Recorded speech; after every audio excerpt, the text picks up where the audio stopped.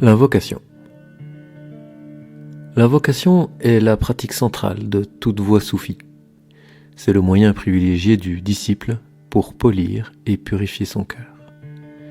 Le terme de dhikr en arabe, qui est le plus souvent employé pour désigner l'invocation de Dieu, est un nom verbal tiré de la racine dhakara et qui signifie se rappeler, faire mémoire, se souvenir.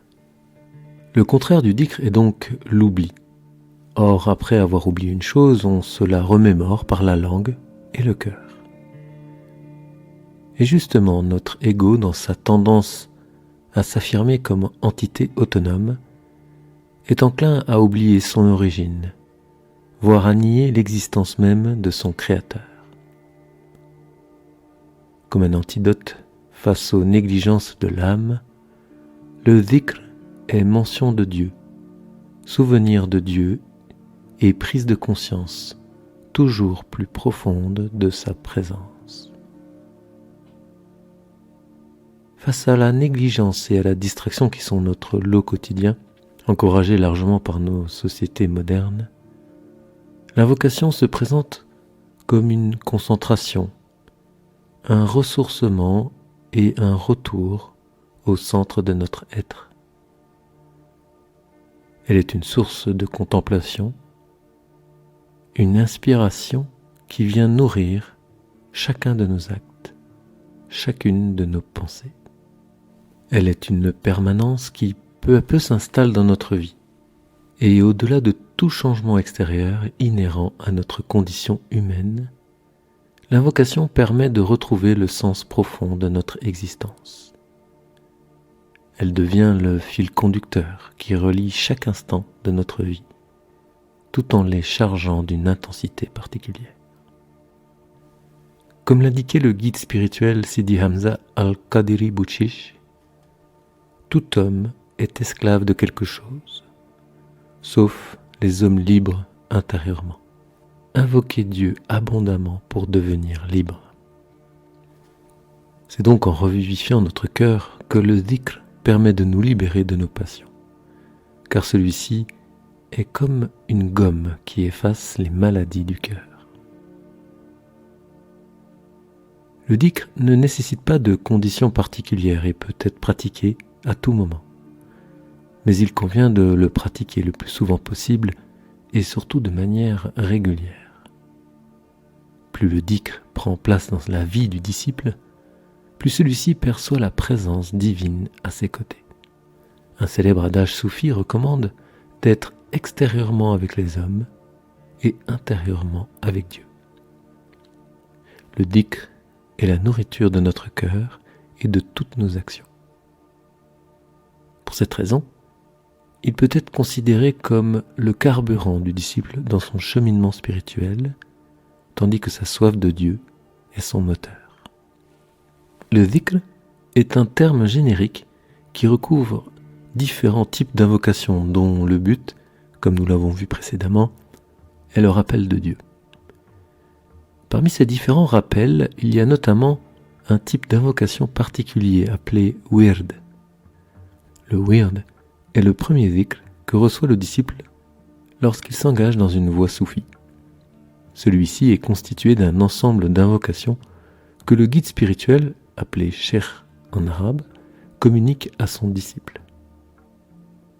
Il s'agit généralement de versets coraniques, de formules de repentir, de noms divins et de certaines prières sur le prophète Mohammed. Selon un nombre et un ordre bien précis, sachant qu'il existe un secret particulier dans le nombre, un chapelet est utilisé pour respecter cette précision numéraire. C'est le guide, et lui seul, qui décide de la composition du wird. Dans une voix vivante, le wird est vivant également, car toujours en phase et réactualisé selon les conditions du moment ou du lieu où l'on habite.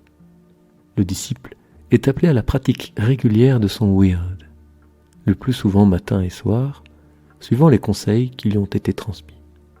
La pratique du wird requiert une attention toute particulière et se pratique si possible dans un lieu calme, favorisant la concentration. Le dhikr, et plus précisément le wird, est l'espace privilégié de l'enseignement du cheikh, le point de contact, le lien qui lui permet de guider ses disciples et de prodiguer son enseignement de cœur à cœur. Les premiers fruits obtenus grâce à cette discipline et cette persévérance sont le plus souvent un sentiment de paix et de sérénité, ainsi qu'une conviction grandissante quant à l'authenticité de la voix. Le cheikh insiste bien sur le fait d'être régulier dans la pratique du wird afin de toujours garder le contact et le lien spirituel avec lui.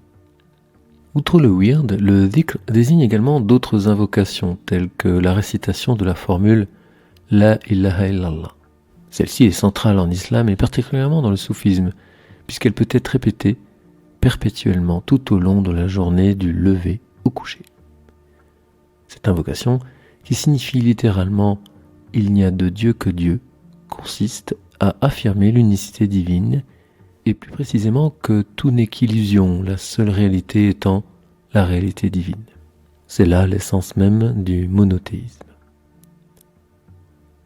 De la même manière que le prophète Mohammed a détruit les idoles qui occupaient le temple de la Mecque pour rétablir le culte du Dieu unique, il s'agit de détruire toutes les idoles intérieures qui nous occupent et nous font agir. L'argent, la gloire, le pouvoir, afin d'affirmer la présence divine dans son absolue transcendance.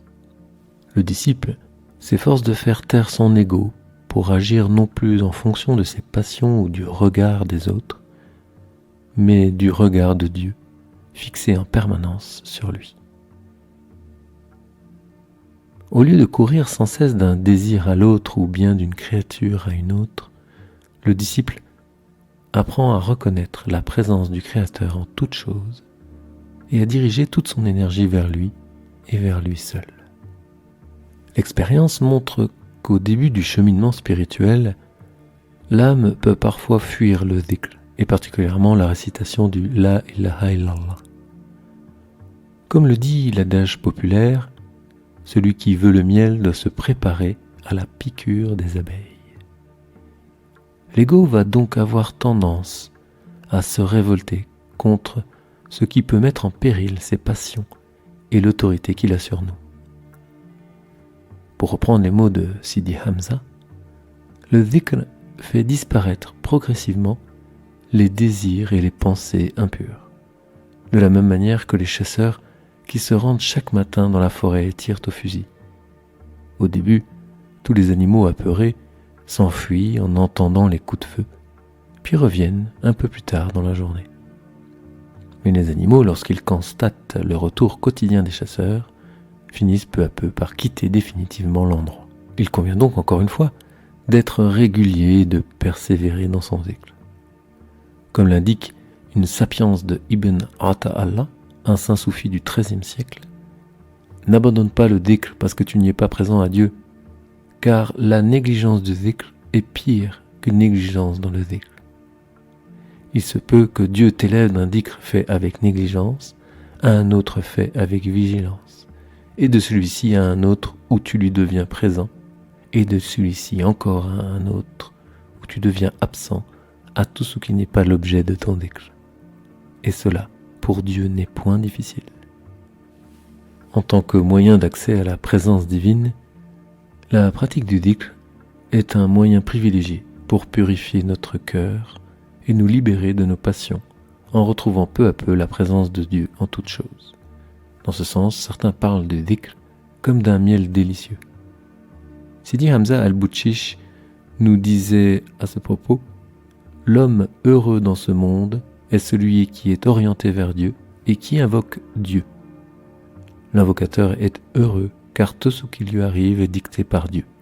Tout ce qu'il fait, il le fait au nom de Dieu et Dieu ne fait que le bien. »